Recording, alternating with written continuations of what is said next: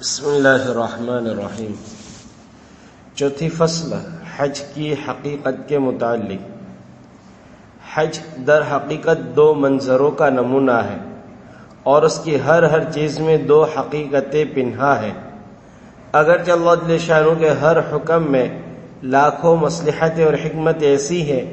کہ جن تک ہر شخص کے خیال کی بھی رسائی نہیں ہوتی، لیکن بعض مصالح ایسی کھلی اور ظاہر ہوتی ہے جو ہر شخص کے ذہن میں آ جاتی ہے۔ اسی طرح حج کے ہر رکن میں بہت سی مصلحتیں تو ایسی ہے جن تک ذہن کی رسائی بھی نہیں، لیکن یہ دو چیزیں اس کے ہر رکن میں ہر جزو میں بالکل عیا ہے۔ ایک یہ کہ نمونہ ہے موت کا اور مرنے کے بعد کے حالات کا، دوسرا نمونہ ہے عشق و محبت کے اظہار کا اور روح کو حقیقی عشق اور حقیقی محبت سے رنگنے کا۔ دونوں منظروں کی طرف مختصر طریقے سے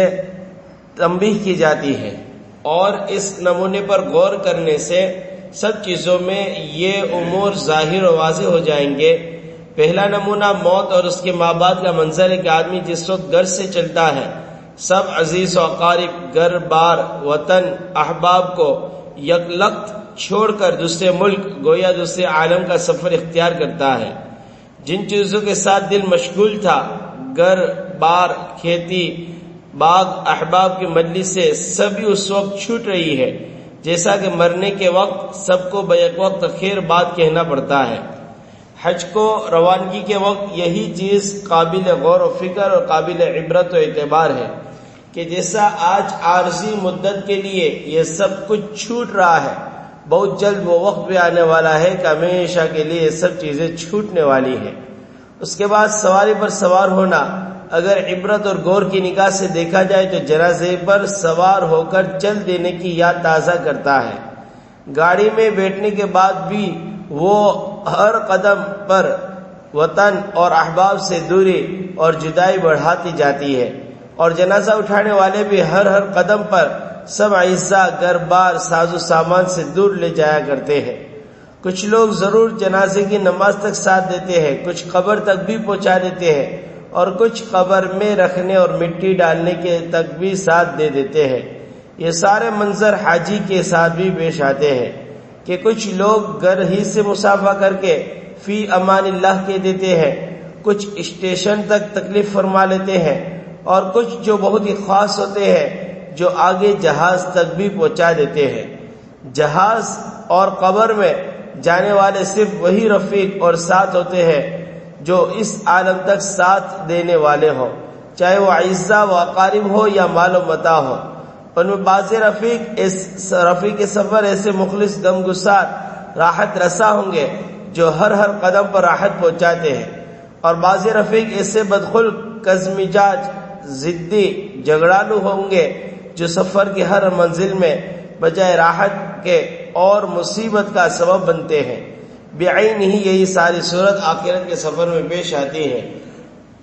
کہ قبر میں ساتھ جانے والے وہی رفیق سفر ہے جو آخر تک ساتھ رہنے والے ہیں۔ ان میں اعمال حسنہ ہر قسم کی راحت و آرام کا سبب ہوا کرتے ہیں، اور اعمال سیئہ ہر قسم کی اذیت اور تکلیف کا سبب ہوتے ہیں۔ اعمال حسنہ نہایت حسین و جمیل آدمی کی صورت میں قبر میں ساتھ رہتے ہیں، اور اعمال سیئہ نہایت قبیح صورت، ڈراؤنی اور گندی بدبودار صورت میں ساتھ رہتے ہیں۔ اس عالم میں جتنی راحت پہنچتی ہے وہ اپنے نیک اعمال سے پہنچتی ہے جو مرنے سے پہلے کر لیے ہو، جیسا کہ سفر حج میں جتنی راحت پہنچتی ہے وہ اس مال و زر اور سامان سے پہنچتی ہے جو سفر سے پہلے مہیا کر لیا ہو۔ ہاں، کسی خوش قسمت کے لیے کوئی عزیز و اقارب یا دوست احباب کچھ پڑھ کر یا صدقہ خیرات کر کے کچھ ایصال ثواب کر دے تو مرنے کے بعد بھی اس کو اپنی نہایت ضرورت کے وقت کام آ جایا کرتا ہے۔ جیسا کہ حاجی کے پاس کوئی اس کا عزیز یا دوست بذریعہ ہنڈی وغیرہ کوئی روپیہ پیسہ بیچ دے تو اس سفر میں کتنی مسرت اور خوشی اور راحت کا سبب اس کے لیے بنے۔ اس کے بعد سفر کے درمیان میں جتنے خطرات، ڈاکو، چور، سخت مزاج حاکموں کی طرف سے سامان کی تفتیش، حالات کی تحقیقات، پاسپورٹ وغیرہ، جانچ پڑتال، جتنے مناظر حاجی کو دیکھنے پڑتے ہیں وہ قبر کے سارے منظروں کو یاد دلاتی رہتی ہے کہ منکر نکیر کا سوال ہوگا، اپنے ایمان کا امتحان ہوگا، سانپ بچھو وغیرہ کیڑے مکوڑے بھی قبر میں طرح طرح سے ستائیں گے،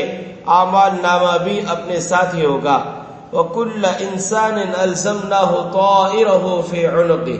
بہت سے مالدار جن کو اللہ نے دولت بے شمار دے رکھی ہے، وہ معمولی سی تفتیش اور پاسپورٹ وغیرہ کے بعد چند گھنٹوں میں حجاز مقدس پہنچ جاتے ہیں، اور جن کے پاس نیک اعمال کا ذخیرہ مالا مال کر دینے والا ہو، وہ قبر کے ان سارے احوال سے بے خبر بے فکر دلہنوں کی طرح اس میں اسے آرام فرماتے ہیں کہ قیامت تک کا سارا طویل زمانہ ان کے لیے گھنٹوں منٹوں میں گزر جائے گا، جیسا کہ نئی دلہن پہلی شب میں غم خواب اور مخمل کے بستروں پر سوتی ہے،